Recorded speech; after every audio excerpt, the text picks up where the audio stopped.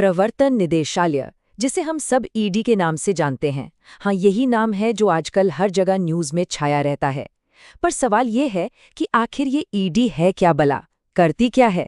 चलिए आज इसको अच्छी तरह से समझते हैं, बिल्कुल आसान भाषा में। तो सबसे पहले ये समझना जरूरी है कि ईडी सरकार के सिस्टम में आती कहाँ है। देखिए, ये भारत सरकार की फाइनेंस मिनिस्ट्री यानी वित्त मंत्रालय के अंदर काम करती है, और उसमें भी ये सीधे डिपार्टमेंट ऑफ रेवेन्यू यानी राजस्व विभाग को रिपोर्ट करती है। मतलब साफ है, इसका काम सीधा सीधा देश के पैसे और फाइनेंस से जुड़ा हुआ है। तो सवाल उठता है कि ये जो पावरफुल ईडी आज हम देखते हैं, क्या ये हमेशा से ऐसी ही थी? जी नहीं, बिल्कुल नहीं। इसकी शुरुआत होती है आज़ादी के ठीक बाद 1950s के दौर में। देखिए, इसका सफ़र 1956 में इसकी शुरुआत हुई, एक छोटी सी एनफोर्समेंट यूनिट के तौर पर। फिर ठीक अगले ही साल 1957 में इसका नाम बदलकर एनफोर्समेंट डायरेक्टरेट कर दिया गया। कुछ साल बाद 1960 में इसका कंट्रोल रेवेन्यू डिपार्टमेंट को मिल गया। बीच में थोड़ा सा बदलाव हुआ, लेकिन 1977 से ये परमानेंट तौर पर रेवेन्यू डिपार्टमेंट के अंडर ही काम कर रही है। तो एक छोटी सी यूनिट से एक पूरा डायरेक्टरेट बनने का सफ़र था ये। अच्छा, तो इतिहास तो हमने जान लिया, पर अब बात करते हैं इसकी स्ट्रक्चर की। मतलब ये एजेंसी अंदर से काम कैसे करती है, इसका पूरा ढांचा कैसा है, और हाँ, इसे चलाता कौन है। इसका स्ट्रक्चर आप समझ लीजिए एक पिरामिड की तरह है। सबसे ऊपर यानी टॉप पर है नई दिल्ली में इसका हेडक्वार्टर्स, जिसे लीड करते हैं डायरेक्टर। फिर इसके नीचे आते हैं 5 बड़े रीजनल ऑफिस, जैसे मुंबई, चेन्नई, दिल्ली में। उनके अंडर हैं लगभग 27 जोनल ऑफिस, और फिर उनके भी नीचे सब जोनल ऑफिस। ये पूरा नेटवर्क इसलिए बनाया गया है ताकि देश के कोने कोने में फाइनेंशियल क्राइम्स पर नज़र रखी जा सके। तो सवाल ये है कि इस एजेंसी में काम कौन करता है। देखिए, यहाँ पे ऑफिसर्स 2 तरह से आते हैं। एक तो सीधी भर्ती से यानी डायरेक्ट रिक्रूटमेंट से, और दूसरे आते हैं देश की सबसे बड़ी सर्विसेज से, जैसे कि Indian revenue service, Indian police service और इंडियन एडमिनिस्ट्रेटिव सर्विस। मतलब अनुभवी अधिकारियों का एक पूरा पूल होता है यहाँ, जो मिलकर इसकी कोर टीम बनाते हैं। पर हाँ, जो ईडी के डायरेक्टर होते हैं, उनका पद कोई मामूली पोस्ट नहीं है।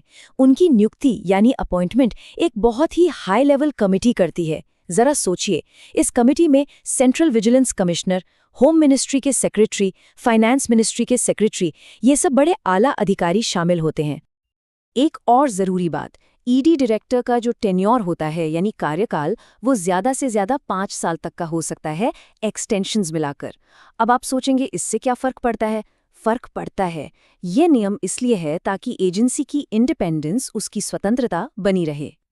ठीक है, तो हमने ईडी का इतिहास देख लिया, उसका स्ट्रक्चर भी समझ लिया, लेकिन अब आते हैं सबसे बड़े सवाल पर।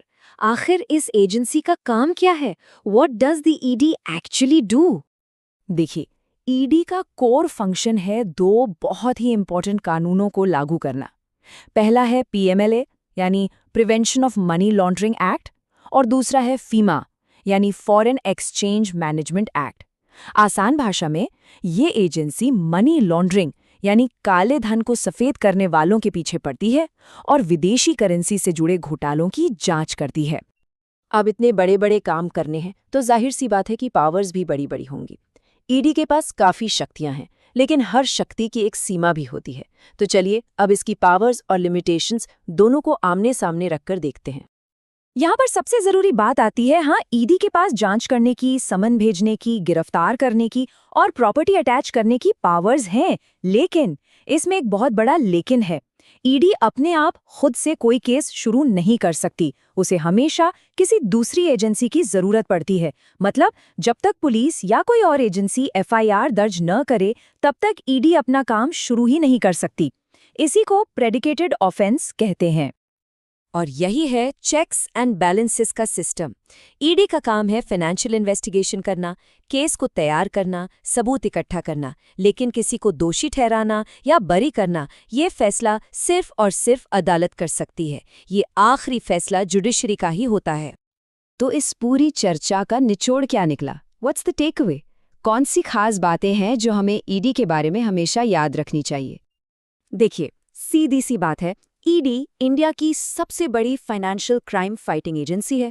1956 में एक छोटी सी यूनिट से शुरू होकर आज ये एक पूरा देशव्यापी डायरेक्टरेट बन चुकी है।